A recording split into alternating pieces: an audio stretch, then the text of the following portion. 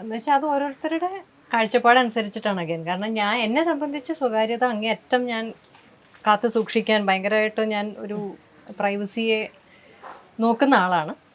അപ്പം ഞാൻ മറ്റൊരാളുടെ ജീവിതത്തിലേക്ക് അങ്ങനെ ക്യാമറയും കൊണ്ട് പോവില്ല. പക്ഷെ ഇങ്ങനെ ക്യാമറ എടുക്കുന്ന അവരുടെ ജോലി അതാണ്. അവർക്ക് കിട്ടുന്ന ഫുട്ടേജ് ആയിരിക്കും ചിലപ്പോൾ അവർക്ക് കൊണ്ടുപോയി സബ്മിറ്റ് ചെയ്യാനൊക്കെ ഉണ്ട്. അപ്പോൾ ഓരോരുത്തർക്കും ഓരോ സിറ്റുവേഷൻ ഉണ്ടാവും. ഞാൻ അങ്ങനെ ഒരാളുടെ അടുത്ത് ഒരാളുടെ അനുവാദമില്ലാതെ പുള്ളിയെ ക്യാമറയിൽ പകർത്താൻ ഞാൻ ഒരു പക്ഷെ മുതിരില്ലായിരിക്കും. പക്ഷേ എനിക്ക് തോന്നുന്നത് ഫുട്ടേജ് എന്ന മൂവിയും ഒരു പക്ഷേ അത് പറയുന്നുണ്ടാവും. കാരണം COVID-19 കാലത്ത് സംഭവിക്കുന്ന കുറച്ച് കാര്യങ്ങളാണ് സിനിമ മുന്നോട്ട് വെക്കുന്നതെന്ന് പറയുന്നു. അപ്പോൾ മനുഷ്യന്റെ സ്വകാര്യത എത്രത്തോളം ഇമ്പോർട്ടന്റ് ആണ് എന്നുള്ളത് വല്ലാതെ ഈ സിനിമയിൽ പറയുന്നു. സിനിമയിൽ അത് അങ്ങനെ കാണാം.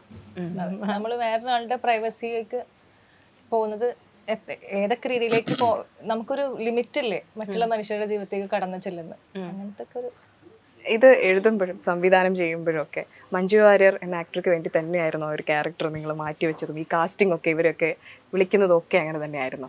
അല്ല, എഴുതുമ്പം ഈ ക്യാരക്ടർ സത്യം പറഞ്ഞ മിസ്റ്ററി ആയിരുന്നു. അതിനകത്ത് ആരെ വെക്കണം എന്നുള്ളത് എനിക്കറിയത്തില്ല ശരിക്കും.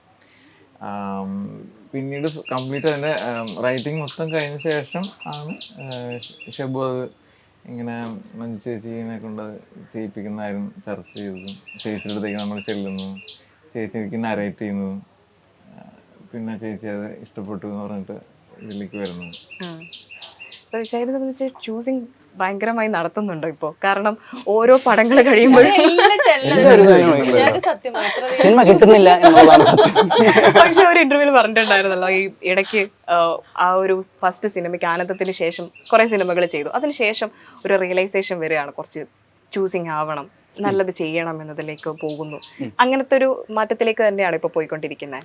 I think so. കാരണം അത് കഴിഞ്ഞപ്പോൾ എനിക്ക് പേഴ്സണലി കുറച്ചത് നമ്മൾ ടയർഡ് ആവുമല്ലോ, ഒരേ കാര്യം തന്നെ പിന്നെയും വീണ്ടും വീണ്ടും ചെയ്ത് നമുക്കൊരു ബ്രെയിൻ ഫ്രൈ വരും.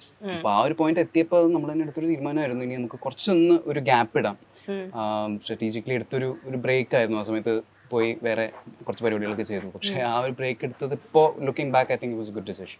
പക്ഷെ ഒരിക്കലും ആ സമയത്തൊക്കെ പത്താം ക്ലാസ്സിൽ നിന്നും 11ാം ക്ലാസ്സിൽ നിന്നൊക്കെ സിനിമ ചെയ്യുമ്പോൾ ഒരിക്കലും അഭിനയിക്കണം എന്ന് എപ്പോഴെങ്കിലും ചിന്തിച്ചിട്ടുണ്ടോ? ഇല്ല. അന്ന് എപ്പോഴും ബിഹൈൻഡ് ദ ക്യാമറ ആയിരുന്നു ആഗ്രഹം. പിന്നെ കോളേജിലെത്തിയപ്പോഴാണ് നാടകമൊക്കെ ചെയ്തു തുടങ്ങിയത്. പിന്നെ ഒരു 4-5 വർഷം നാടകം, പിന്നെ ചെന്നൈയിൽ വർക്കിൻ്റെ കൂടെ നാടകമൊക്കെ ചെയ്തപ്പോഴാണ് ഇതും കൊള്ളാം, ഇത് രസമുള്ള പരിപാടിയാണെന്നുള്ളതൊക്കെ. ആരുണ്ട് നേരെ ഓപ്പോസിറ്റ് ആണല്ലേ കഥ. ഞാൻ ചെറുപ്പത്തിലെ നാടകം പഠിച്ച് പിന്നെ ഡിസൈനിങ്ങിലേക്ക്.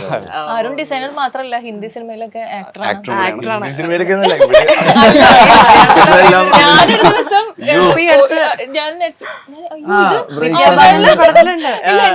ഇത് നമ്മൾ അറിയണല്ലേ, നമ്മള് ബ്രേക്ക്ഫാസ്റ്റ് ഹിന്ദി നടനാണ് കൂടി നടന്മാർ ബോളിവുഡ് ആക്ടേഴ്സ് ആണ്.